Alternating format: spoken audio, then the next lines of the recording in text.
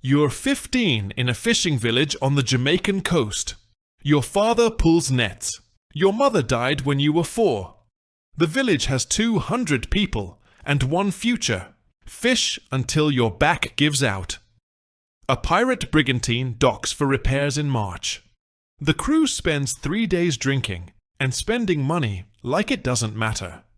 On the 3rd night, you climb into the cargo hold and hide behind barrels of salted pork. The ship leaves at dawn. You're 16. You own a knife and the clothes on your back. They find you on day 2. The crew wants to throw you over. The captain, a man named Briggs, mid-40s, sun-wrecked skin, missing 2 fingers, looks at you and asks if you can work. You say yes. You wake before the sun, haul water, scrub decks, carry messages, coil rope. You eat last, sleep on canvas in the hold. The crew treats you like furniture. A sailor named Potts throws his boots at you every morning for polishing. Another one sends you up the main mast in the rain because he thinks it's funny. You do everything without complaining. Complaining on a pirate ship is like bleeding near sharks. First raid is 3 weeks in. A merchant sloop heading north, probably sugar and rum. The black flag goes up. The merchant crew sees it and lowers their sails. Smart. Your crew boards takes everything useful. Rum, sugar, tools, a chest with 400 pieces of 8. Nobody gets hurt. You expected blood. Instead, it's inventory and cargo transfer. You learn something about the ships you rob. The merchant crews aren't rich. They're working men getting paid bad wages to haul cargo for wealthy men in London and Amsterdam who'll never touch salt water. The captain of that sloop makes maybe £30 a year. His sailors make less. The cargo they're hauling, sugar, rum, tobacco, is worth thousands. But the men transporting it can barely feed their families. You're stealing from the company, not the crew. At least that's what you tell yourself. The code surprises you. Pirate ships aren't chaos. They're democracies. The crew votes on where to sail, what to attack, who leads. The captain commands in battle. The quartermaster, everyone calls him Quarter, runs the ship day to day. Every man gets a share. Captain gets 2, quartermaster gets 1.5. Gunners and carpenters get set amounts. Even you get a half share, more than your father makes in a month. The code is written and signed. No stealing from crew. No fighting on deck. No candles below after dark. Lost limb gets 600 pieces of 8. Lost eye gets 100.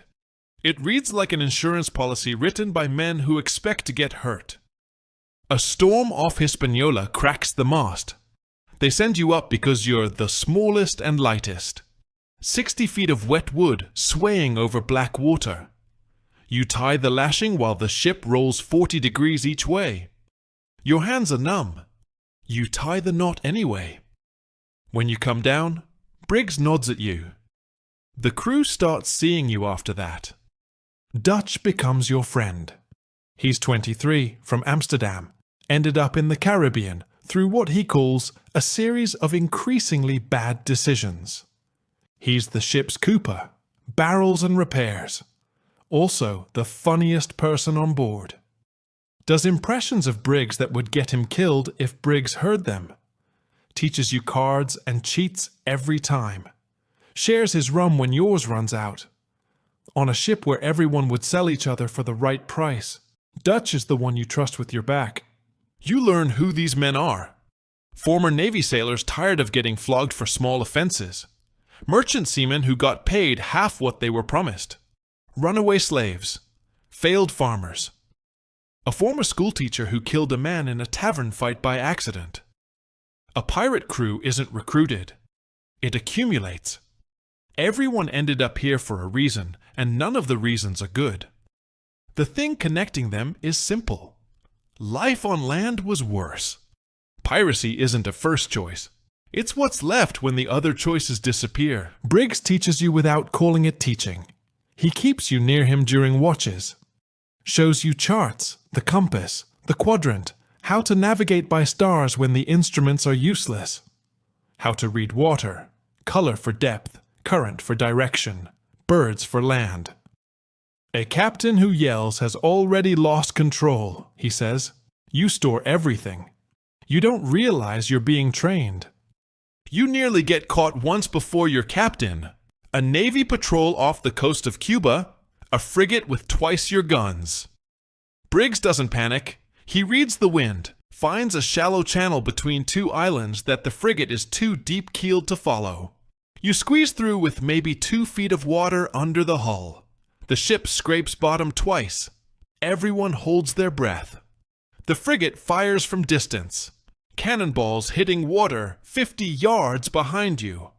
Then you're through, and they can't follow.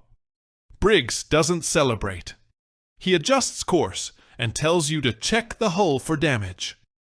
You find 3 cracked planks and a loose nail. You patch it in an hour. That night, the crew drinks and laughs about it. Briggs sits alone in his cabin. You bring him dinner. He looks tired. Every escape costs something, he says. Eventually, you run out of channels. You don't understand what he means. You will. Briggs gets sick. Not dramatic. A cough that won't stop, blood in the spit, weight dropping off. Consumption. Nothing to do. He commands 3 more months, getting thinner and quieter. Dies on a Tuesday in his cabin while the ship is anchored off a sandbar, buried at sea. Quarter holds a vote for captain. 3 candidates. You're 1. You're 22. You win by 30 votes. Dutch buys you a drink. Captain, he says, testing it. Captaining is different. You don't do the most work. You make the most decisions. Where to sail, what to hit, when to run. The crew chose you because you're calm under fire and you've made them money. The only 2 qualifications that matter. You eat last. You talk to every man, from quarter down to the cabin boy. A kid from Bermuda who reminds you of yourself. You learn what Briggs knew. Respect isn't given. It's maintained daily through small decisions that add up to trust. A crew that respects you sails into cannon fire. A crew that doesn't throws you overboard at midnight. The loneliness is the part nobody mentions. As cabin boy, you had Dutch, you had the crew. As captain, you have the ship. Every man on board is your responsibility, which means none of them are your equal. You can't complain to your crew. You can't show doubt. Quarter is the closest thing to a peer, but even he defers to you in front of the men. You make decisions that get people killed, and you eat dinner afterward because the ship doesn't stop for grief. You lose a man during a boarding. A kid, maybe 19, took a musket ball climbing the railing, and you write his name in the log and divide his share among the survivors. That's the ceremony. A line in a book and some arithmetic. You start understanding why Briggs was quiet. Not because he had nothing to say, because there was nobody to say it to. Silk is the problem you don't see coming. He captains a sloop called the Patience. He never attacks unless the odds are heavily in his favor. Lets other captains take risks, then raids them when they're loaded and damaged. He hits you heading back to Nassau with Spanish silver, attacks from downwind. By the time you see him, he's in range. The battle costs 8 men, your foremast, and half the silver. You limp into Nassau broke. The crew grumbles. You need a win. 3 weeks later, you take 2 ships from a Portuguese merchant convoy. The crew gets rich. The grumbling stops. That's the cycle. Genius until you lose. Fool until you win. Silk teaches you something without meaning to. After the ambush, you study what he did. He waited until you were loaded and damaged from a previous engagement. He positioned downwind, so you couldn't see him until it was too late. He hit fast and left before you could regroup. Every piece of it was planned. You start doing the same thing. You wait for merchant convoys to pass through choke points where they can't run. You stop chasing targets and start positioning for them. Piracy isn't about firepower. It's about patience and information. Silk was right about that. You just don't plan on being on the receiving end again. Your body keeps a record. By 24, you have a cutlass scar across your forearm, a cannon burn on your shoulder, 3 fingers that healed crooked. Your skin is leather. Your hands are calluses on top of calluses. Your right knee doesn't fully extend anymore. Every pirate you've met over 35 moves like a man 20 years older. The sea doesn't age you. It uses you up. You take a small merchant brig off Barbados. The captain is an older man, maybe 55, with a crew of 12. They surrender immediately. While your men strip the cargo, the merchant captain asks to keep a box of letters, personal correspondence, his wife, his son in London. Your crew doesn't care about letters. You let him keep them. He thanks you. Says he'll tell the authorities you treated him fairly. That reputation matters. Some merchant ships surrender fast when they hear your name because they know you don't butcher crews. Others fight harder against pirates who do. Mercy isn't charity, it's strategy. A merchant who surrenders is cargo without casualties. A merchant who fights costs you men and ammunition. You treat prisoners well for the same reason a shopkeeper treats customers well. Repeat business. Not every captain sees it that way. Silk executes crews. His name makes men fight to the death. He wins bigger. He also loses more. Different math. The Navy puts £500 on your head. Wanted posters in every port from Kingston to Charleston. Nassau isn't safe. The governor is dealing with the crown. Pardons for pirates who surrender. Nooses for those who don't. Mara sends word through a smuggler. The harbor is watched. You stop coming to port. Resupply at sea through smugglers and smaller pirates. You get one last night in Nassau. Sneak in on a fishing boat after dark. Make it to Mara's tavern through back streets. She pours your drink. She knows about the bounty, the Navy patrols, the pardons emptying the harbor. Half her customers are gone, surrendered, hanged, or sailed to Madagascar. The tavern is quieter than you've ever seen it. She asks what you're going to do. You say you're going to keep sailing. She nods, doesn't argue. She gives you a chart she bought from a Dutch navigator, routes through the Lesser Antilles that the Navy doesn't patrol yet. You leave before dawn.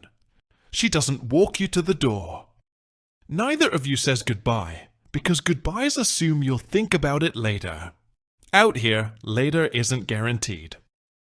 The Crown offers a general pardon. Surrender before September. No trial, no hanging. Half the pirates in the Caribbean take it.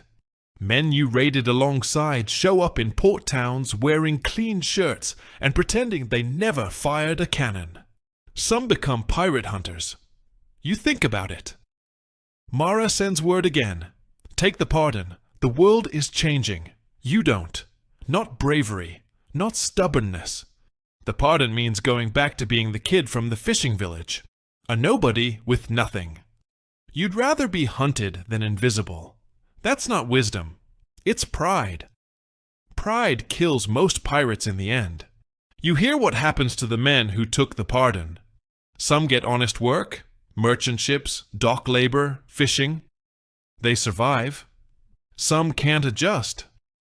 A pirate named Finch took the pardon, got a job loading cargo in Kingston. 3 months later, he robbed a warehouse because the work was too slow and the pay was too small. They hanged him. Another one, a navigator you sailed with twice, took the pardon and drank himself to death in 6 months. The ocean gives you something that land can't. A reason to wake up every morning that isn't survival. Its purpose dressed up as crime. Take it away, and some men discover they were only the job. Without it, they're nothing. You think about that every time the pardon crosses your mind. Dutch dies on what should be an easy job. A Bermuda merchant sloop, small crew, no escort. A swivel gun hidden under canvas. First shot takes Dutch through the stomach. He lives 6 hours. You sit with him in the surgeon's cabin. He makes one bad joke about the food being worse than the wound. Then he stops talking. Buried at sea. The crew moves on. You don't.